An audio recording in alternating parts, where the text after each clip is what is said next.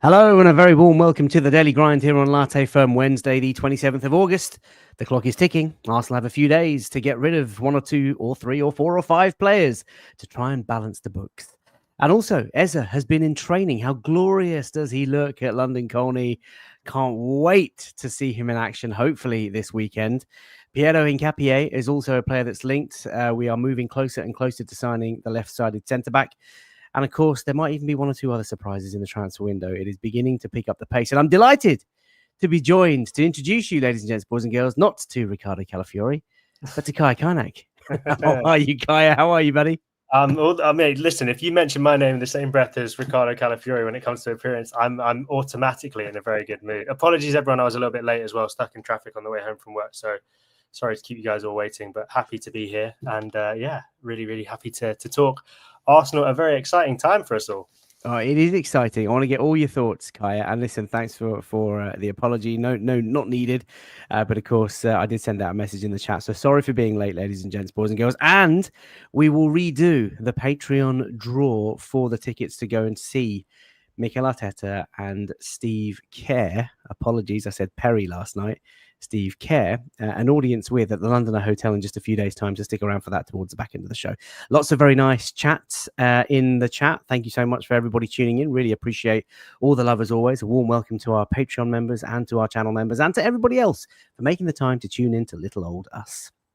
Right, we're going to talk about outgoings. We're going to talk about potential incomings, get your thoughts on the start of the season as well, Kaya. So let's just bring up our content. First up, Piero Hincapié. If anybody's interested, there is a full breakdown on the channel feed.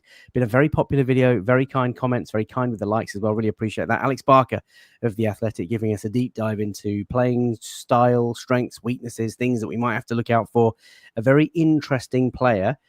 Kaya, do you know much about Piero? Has this news taken you just as much as a surprise as it did us? So when I was doing my old job at Football London, we reported a few years ago, actually, there was some like vague interest. And he's a player Arsenal have been following for 2 years. So I think they first looked at him this summer. They got Zinchenko, if my memory serves me correct, but don't hold me to that. And he's a player who's been on the radar for a little while. Obviously, Arsenal got very into, and Mikel Arteta is very into a left centre-back / left-back, and Hincapié definitely fits that mold. If you, like you say, that tactical breakdown was great. And Alex Barker is now a colleague of mine, so I can definitely endorse him. I sit next to him in the office, so I know he knows what he's talking about when it comes to these kind of things. And listen, if he's talking highly about Hincapié, that's a good sign. And I think he's a good player. But I think it's a real sign that if we'll talk about the outgoings, and if Kivior does end up leaving, that Mikel Arteta isn't wanting to just get by. And I think Arsenal in a position in the squad where they probably could get by if Kivior left. I think Calafiori can cover, Timber can cover, Mosquera can play left centre-back, but I don't think Mikel Arteta wants to get by. I think he wants proper two players for every position who can really, really compete. And if Hincapié comes in, then yeah, they've got more competition for Gabriel at left centre-back and more cover for him. And the Arsenal squad gets even stronger than it already looks right now, which is pretty exciting. It is indeed. There is a massive uptick, says Paul, in the quality of players that we are signing. Lots of people getting excited about the Champions League draw. That is tomorrow.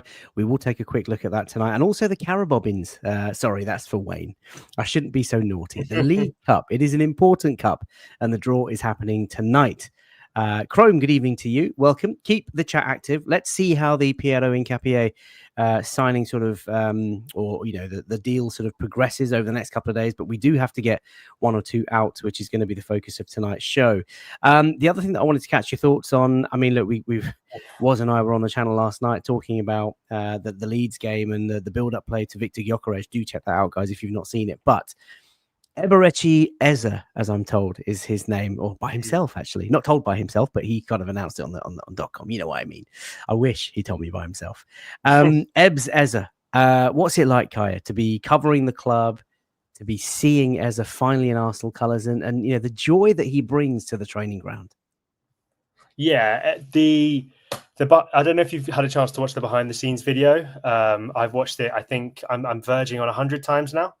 And it's so nice because I think the way Eze is reacting to every situation, we've seen those behind the scenes videos hundreds of times. And I think the Norgard one over the summer was really sweet, where he cried and he saw his son in the kit. But a lot of the time, it's just players sort of going through the motions. They're excited to see the Arsenal shirt. But the way Eze is reacting to everything, I think, is the way that every single one of us would react if we were signing for Arsenal. We were in the back of that black Addison Lee on the way to London Colney. I think we'd all be reacting the same way, going, "Wow, that's the badge at the ground. Wow, this is Mikel Arteta. Wow, that's win. I know who you are. I know who you are. I know this already." And yeah, I think he's living the dream that we all wake up with every single day. And I think we're also happy to be doing that through him. And listen, he seems like a lovely guy as well. I don't think you'll have a single person in football saying a bad word about Eberechi Eze. I'm going to need to correct myself on that because I know I'm going to call it Eze. I need to work on it because I hate it when people mispronounce my name. So I'm going to try and work on it with Eze. But Hang on, how do we pronounce your name? You've got it nailed, mate. Kaynak, but I get Kaynak, Kia Kaynak, and all sorts. So yeah, Kaynak is correct, and Eberechi Eze is the way to say it. And listen, I think we're all going to be singing that name quite a lot this season because those pictures. If those pictures don't bring you joy as an Arsenal fan, then you're dead inside. There's no other explanation. It's so lovely, and the fact that even though it's like the sun is shining on him in what has been like a ridiculously rainy day here in London, I think speaks volumes, doesn't it? In those pictures, like it looks so nice, and we're very happy. I can't wait to see it. Louis says Kaya has the best name in football after Zinedine Zidane. There you go. Oh, nice. There you go. Thanks, lots of people very excited about the prospect of Eze playing for Arsenal this weekend at Anfield. I mean, presumably with the skip out, is he a no-brainer for you? Yeah, it's interesting, where he plays. There's a lot of talk about him having to adapt tactically to Arsenal. I don't know if Mikel Arteta will feel like that because Eze's had a preseason. He's had a preseason. He's had, the warm-up games with Palace. He's played in big games. He played in the Community Shield. That was, as we as Arsenal fans know, that's a big game with a big trophy on the line. And, he's played really well in it. And he's played for Palace at Stamford Bridge. It's not like he's coming in cold. He's been playing games up until this point. So you would think he's more ready and more match fit than, say, I don't know, a Victor Gyökeres in his first game who looked a little bit off the pace in that first match. But I think Eze can come in. He can play on the left if you want to play him instead of Martinelli. Although personally, I think given Martinelli's record against Liverpool, I think he's always worth the start. I know Martinelli's not been at his best recently and obviously didn't play any minutes against Leeds, but with the space Liverpool leaving behind the fullbacks, I think I think Martinelli's a guy who could exploit that, especially given that Madueke is probably going to end up playing on the right-hand side with Saka being out. So yeah, I can see Eze coming in that right 8 role. And it's interesting because obviously we know Ethan can play the role, but I think as an 18-year-old going to Anfield, big atmosphere, Ethan has shown that he can deal with a lot of stuff, but it's another big step.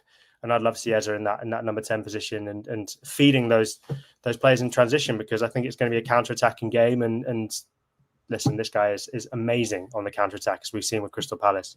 So I hope that as people are saying in the comments, that masterclass is loading because I think it's going to be an exciting match. I think so. Jason's absolutely spot on. Look, listen, Eberechi, Eze, whatever you want to call him, I can't wait to see him. The whole story, the whole journey, and the number 10 shirt. It weighs heavy, but I think this guy's going to carry it very well, and it's a massive game this weekend. Kai, you're getting a lot of love, obviously, in the chat, which is fantastic. You are one of the best in the business. Vlad says, I've legitimately watched that behind-the-scenes video at least 40 to 50 times, only half the number of times that Kai has watched it. So heartwarming. It's like those numbers up, Vlad. Indeed, I know. It's like one of us signing for the club. That is exactly it. From even like the moment where he sort of enters the taxi and he sort of bumps into Mikel and to Berta, and then he sort of, he's posing for a signature and he sort of looks at the camera and says, nah, no way, what's going on? Like all of that sort of stuff is just so wholesome. It is literally like if it was one of us, that is exactly how we'd be. Which is insane, absolutely insane. 433, welcome to the show. Says, what a summer, what a squad, what a show. Big up FK and Kaya. Right, let's talk on to potential outgoings. By the way, we're going to have some time to take questions at the end of today's content. So as soon as we've talked about the cup draws, get your questions and I'll try and favorite them as we go along.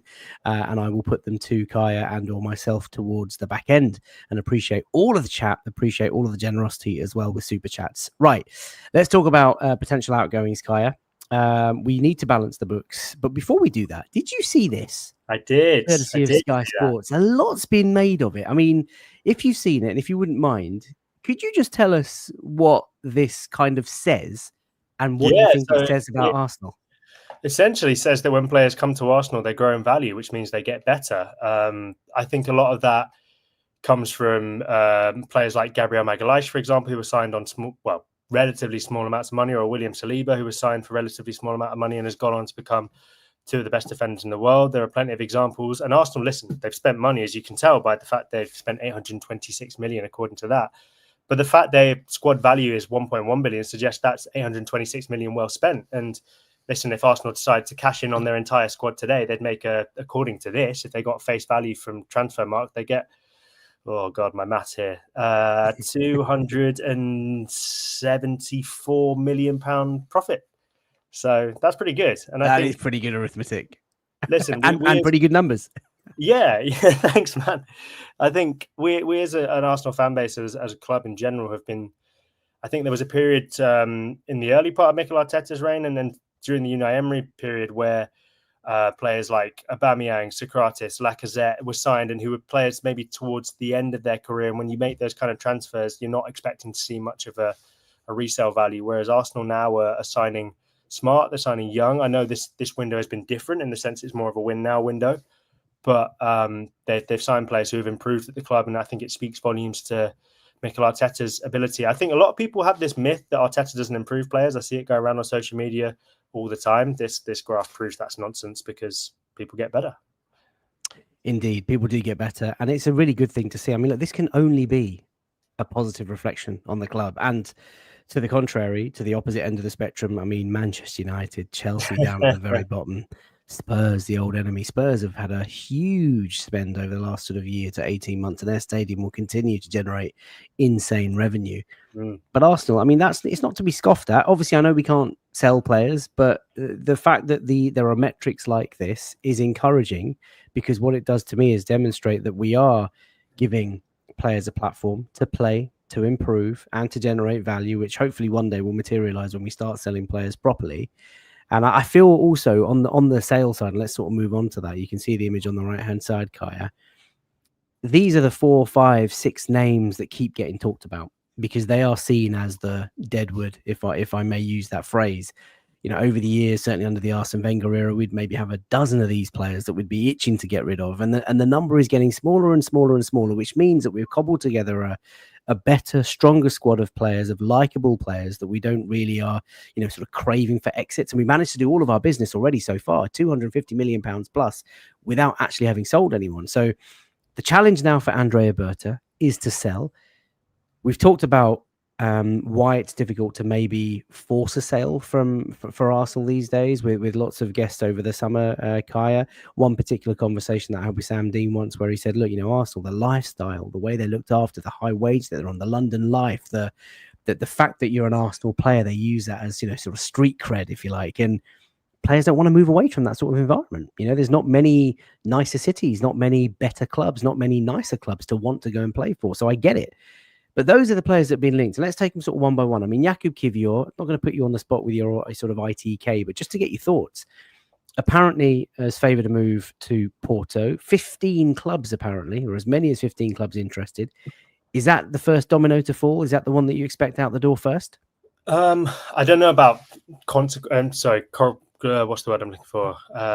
Correlation in terms of the order in which they'll leave. But yeah, it looks like, based on the reporting, that he's the one who seems to be closest. I'm not surprised he's attracted interest in that many clubs, because this is a guy who went to the Bernabeu and kept Mbappe and Vinicius Jr. in his pocket. Like he's come in and proved himself to be at the level of Gabriel Magalhaes, who in my opinion is the best centre back in world football right now, and he's proved that he can sustain that. We know, all of us, that listen, Kiwior is not likely to challenge Gabriel for that starting spot. He's not likely to challenge whoever's at left back for that starting spot. But I think when he came in last season, there was a real, misconception about the qualities that he had. And I think people really were anxious about this player who has never really let Arsenal down. And apart from maybe one time when he was turned against Leroy Sané against Bayern Munich, but it's actually William Saliba who gives away the penalty. And I think people forget that.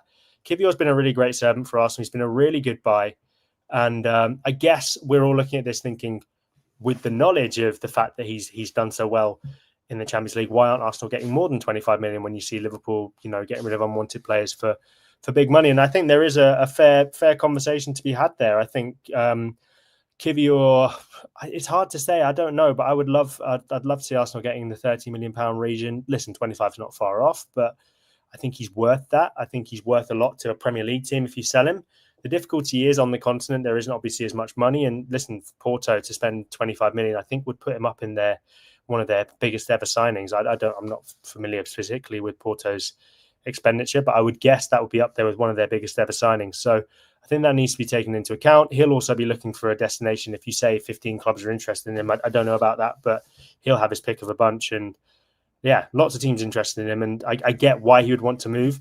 Having said all that, maybe it's a little bit less than we would want, but I don't think you're ever going to get more for Kivior than you would right now. His stock's high. He's done really well for Arsenal. He's kind of, with the greatest respect, served his purpose for Arsenal. He's come in. He's been an excellent backup to Gabriel. And I think we'll all wish him, well as he leaves the club, because he's been a great servant, and hopefully they can get a good value for him because he's a really good player. Yeah, look, deep down, I part of me wants to say, look, just reject all the bids for Kivior. He's worth so much more than that.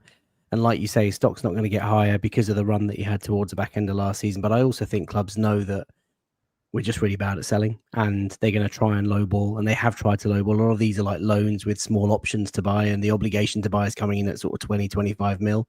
It would be Porto's second biggest outlay, says Vlad.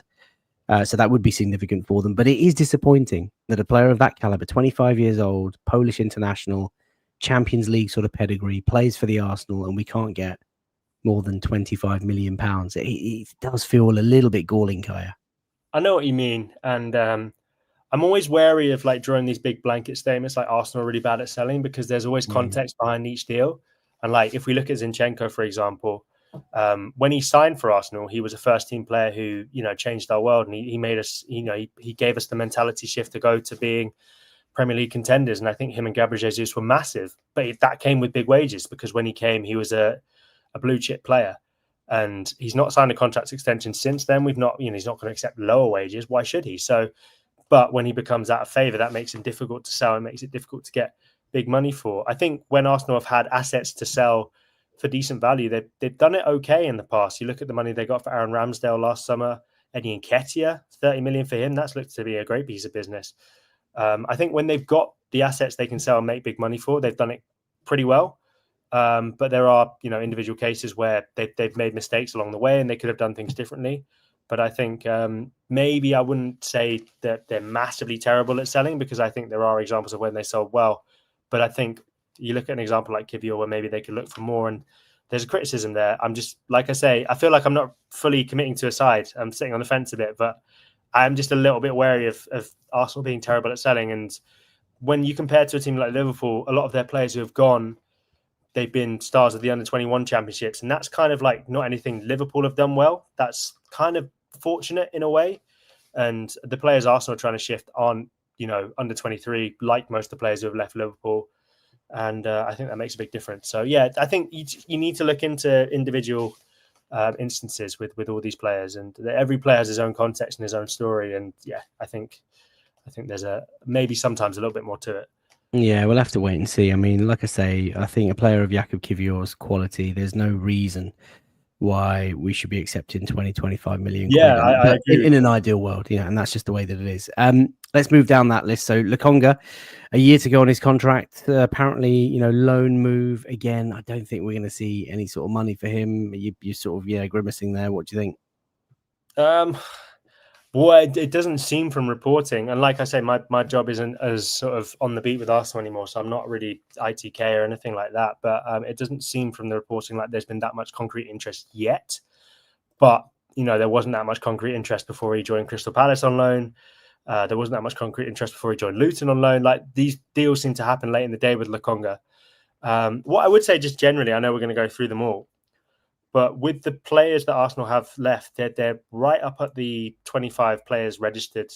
Obviously, the Premier League squad list has to be 25. Yep. And they're right up on that border now. Mosquera is 21 and under, so he's stopping them from going up to 26. But, if they were to add another player, let's say Nketiah comes in and they don't sell, then they'd be in a position where they have to leave players out of the squad. So we know this already, but from like what's the word I'm looking for?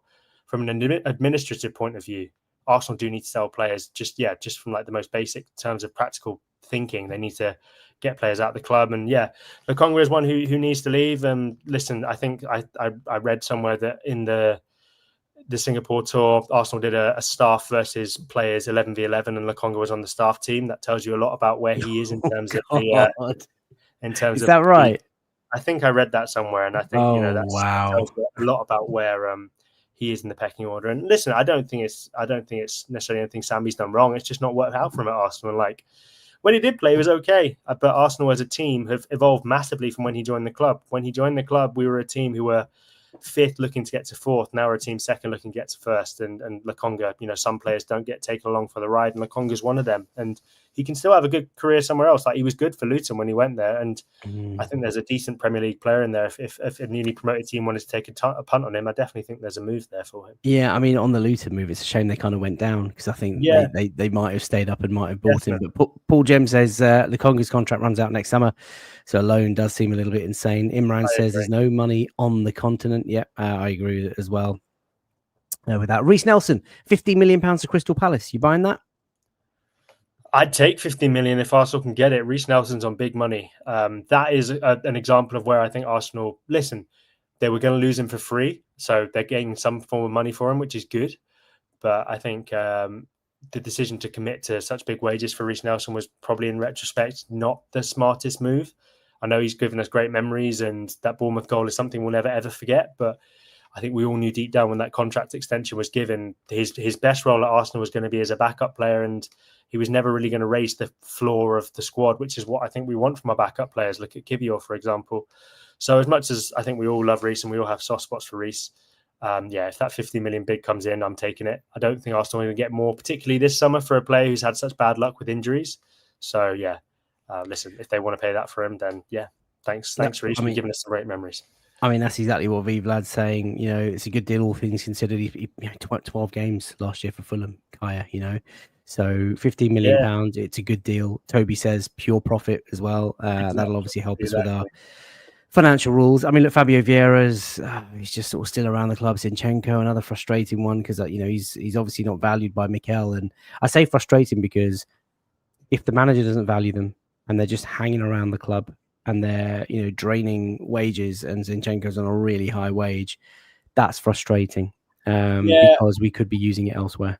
Yeah, I feel for Zinchenko in a sense, because I think he probably does want to move. I think if you look at the interview he gave with James McNicholas, he probably wouldn't be putting that message out there if he wasn't looking for moves. I don't think it's a case of him like sitting on his wages and just trying to take Arsenal for what it's worth. I think, he'll be looking for a move that is right for him, and hopefully he can find it, because I don't think he's really got a future at Arsenal. And same for Fabio Vieira, and it seems like Vieira's had a bit more interest. There was obviously those stories about Parma and Stuttgart have been linked quite heavily, so fingers crossed there's something there. But the quietness on Zinchenko is a worry, because like you say, wages, and doesn't look like he's really got a role to play this season. Claire there with a tongue-in-cheek comment there. I'll accept some dog treats for a win as a Fila Conga. Wow. Oh, wow. But listen, Jakub Kivior is probably the closest. Reece Nelson also, I would say, is probably second. If we can get 25 million quid for Jakub, 15 odd million quid for Reece, and maybe one of the other, Zinchenko and Vieira off the books in terms of wage, that's not a bad way to end the window. And who knows, there might be a madness on deadline day in terms of a loan incoming move. Who knows? All right, let's move away from that. By the way, keep your questions coming in. I've had 4 or 5 which I'll put to Kaya in just a few minutes time. Let's look ahead to the League Cup, which is taking place tonight. First up, Kaya, as I just presented the potential opponents for Arsenal in the next round, and of course you can see Manchester United have found their level. What's the right way to, do you care about this cup? So the reason I care about it is not necessarily for the prestige of winning, but I care about it because it gives the backup players a chance to play games that keeps them fresh for when they're needed. So I think it's important for players like Christian Norgard to get minutes, for Kepa to get minutes, those kind of guys who we're not really expecting to be first team players, but we will need them at some point this season. If Arsenal are out of the Carabao Cup, then they essentially probably aren't really going to play very much in between now and next year, calendar year. So, I think go as far as you can in that. And also, we need a trophy. Like, we need to get one off. And listen, if we win that Carabao Cup, I think it just reduces some of the pressure going into the back end of the season. We all know the league and the Champions League is what we're really after.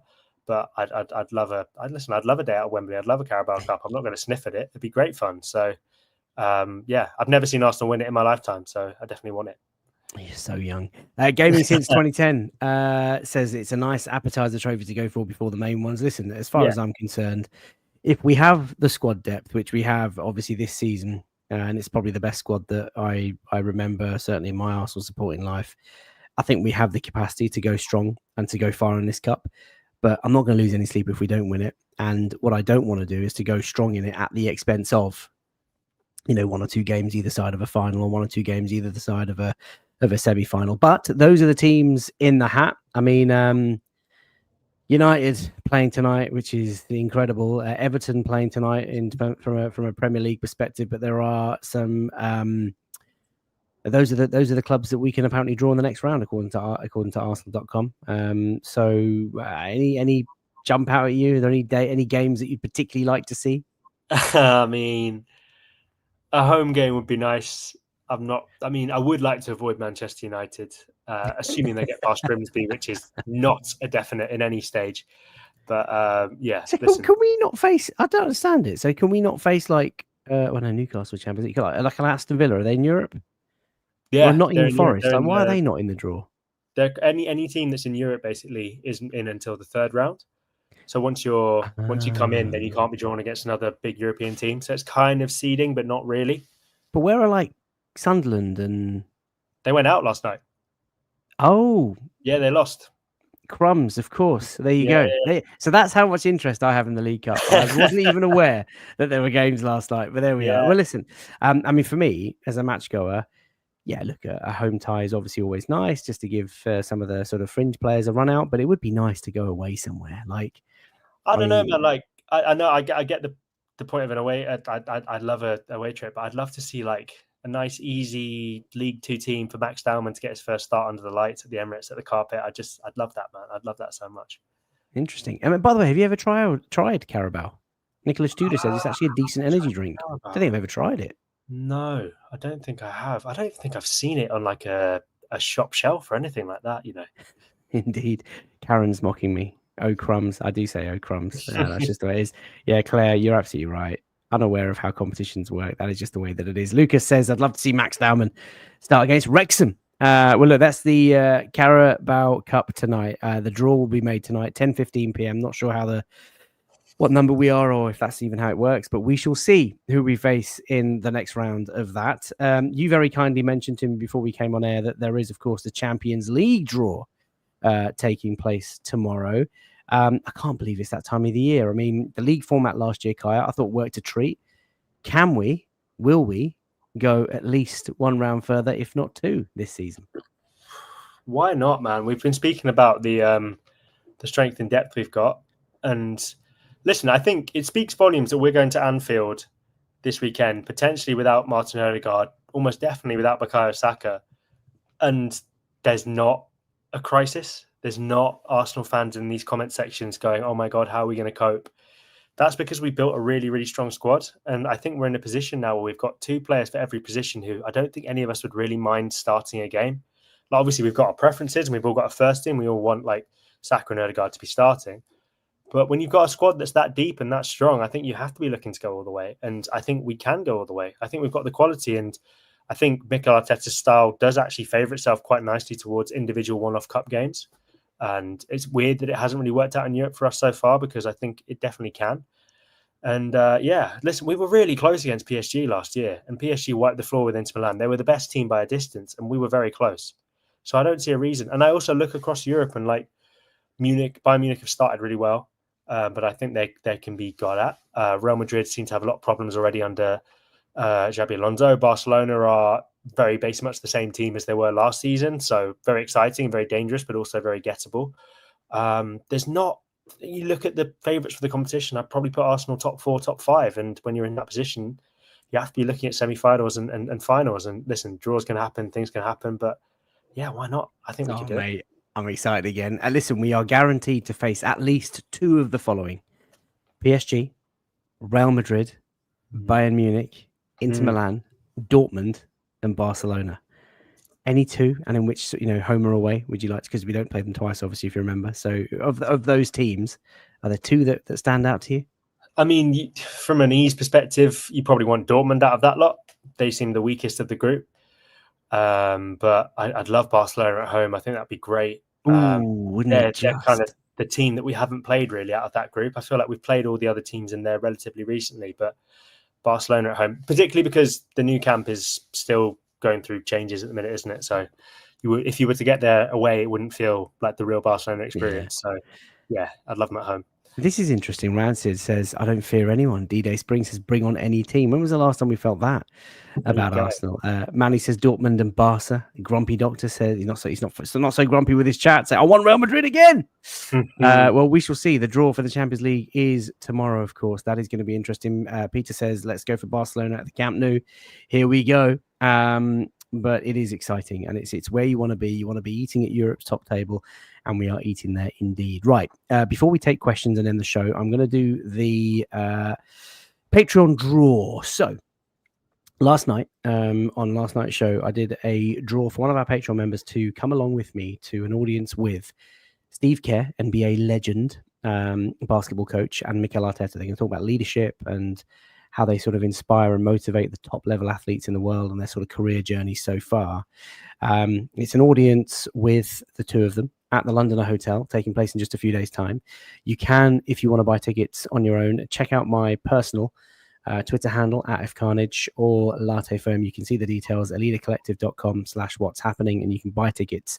But one of my Patreon members will get a guest. Now, last night we did the draw, and it turns out that the winner wasn't actually an active patron anymore, so I couldn't sort of get in touch with him. So we can do the draw again. And now that I know how to pull a list of those who are actually active, I've finally got the draw making machine. So here we go. I can't do music because YouTube copyright stuff, so I'm gonna have to boo that as well. But this is our random draw generator, Kaya. So first of all, massive thanks to all the Patreon channel members, all the Patreon members, and the channel members who support the channel for YouTube terms and conditions. I can't do giveaways to YouTube community, but I can to Patreon members. That is a wheel of all of our members that are active and supporting the channel at the moment. So, Kaya, if you just give me a countdown, 3, 2, 1, and I will spin the wheel. 3, 2, 1. Here we go. The excitement is building. Oh, and the winner is... Hey. Who is that? We have a winner. Asif. Congratulations, my friend. You are heading to the Londoner Hotel with me to listen to Mikel Arteta and Steve Kerr. If you are overseas, if you are unable to make it, if I cramp your style and you'd rather not enjoy my company, that is also fine. I will arrange for some Arsenal.com vouchers for you to spend on yourself or some loved ones. So congratulations, Asif. I will reach out to you via the DMs. Right, questions very quickly. Paul James asked one about Fabio Vieira. I feel we've talked about him. Henko asked about the Champions League. We've just talked about those sort of big fixtures that you'd like. Mohammed asked about Reece Nelson. We've talked about that. Cameron says, do you think Nkapie is a massive upgrade on Kivior? If so, do you think he warrants the price tag? £52 million release clause, Gaia? Yeah. I'll just say on the Champions League teams that I'd like to play, I'll tell you who I'd like to avoid. There's a team from Kazakhstan whose name I've forgotten, but they've got a border with China.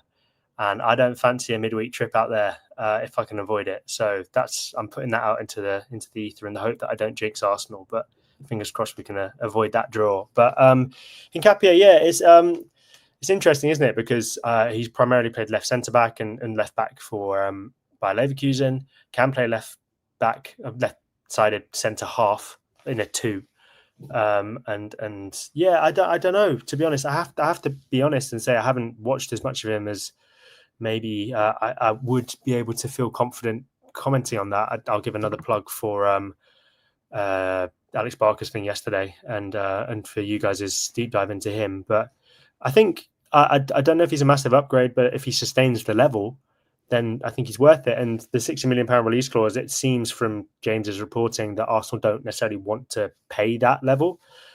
So listen, if they can get him for less than that, I think 60 million does seem steep, but yeah, if you can get him for less than that, then I think there's nothing wrong with having lots of good players, and I think we all feel that. So yeah, I think so. And I would say, without obviously having watched him week in, week out, he is a quicker more mobile player than Jakub Kivior, and he can play left back and he likes to overlap. So temperament is a bit of an issue. 3 red cards in his first season, 14 yellows, but of course last year 8 yellows and no reds, which means that he's matured a little bit.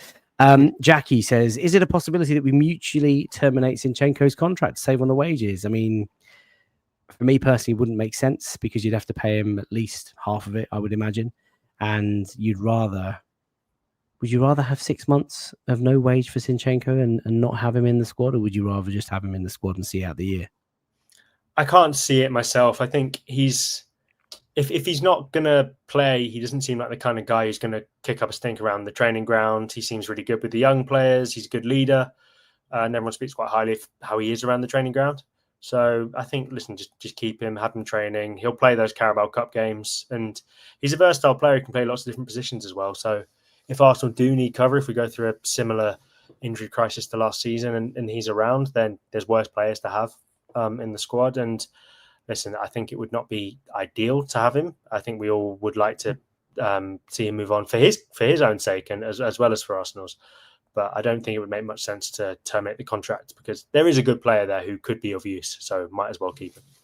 Yeah, indeed. Josh says, last couple says, hey, Kaya, what do you make of JJ's prediction that Gyökeres will only score 12 to 14 goals this season? Damn you, JJ.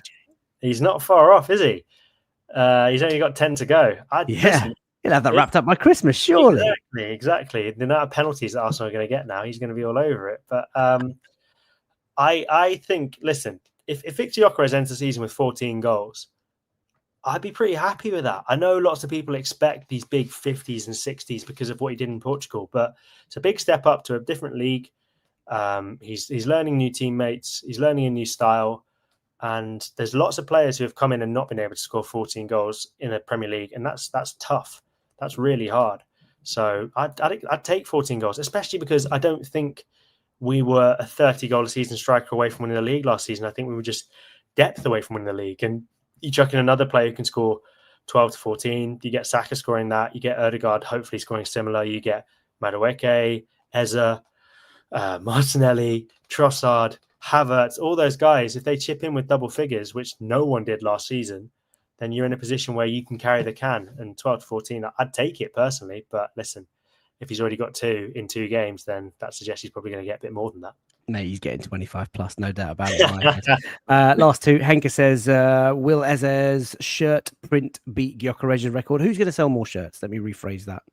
I don't know. Let's go Eze. Why not? It feels like a lot of people are getting him, which maybe, a lot of people who haven't ever bought a player on the back seem to be getting Eze. So, yeah. I think Eze will get it just because of the links, just because of the story. But for me, Gyökeres, if I had to get a name on the back, really? I've backed him for a year and a half, Kaya. I'm so happy he's here. Mikey, don't do this to yourself, please. Please don't do this to yourself. Although to say that ahead of Anfield, that is outrageous. He has the minerals. And last question, Grumpy Doctor says, has Kaynak ever tried Kaya Jam? I have not, although I've been made aware of what it is. I think it's a coconut jam of some sort. Oh, coconut. Told me about no. Yeah, no, not for you. No. I'm not a huge coconut guy either, actually. No, Bounty's bin. Yeah, coconut bin. Just Bounty's no. By far the worst of the celebrations thing at Christmas, isn't it? On that negative, bounties. So we've got someone to sweep up all the bounties. No. Just let's not talk about bounties here. Those of you who watch the late night lounges on Friday will know the disdain that I have for bounties. Let's not. Let's end it there. By the way, best wishes to Mohammed and your family and your loved ones. Yeah, a regular viewer of Latte Firm, praying for Gaza. Yeah. We are all praying for Gaza.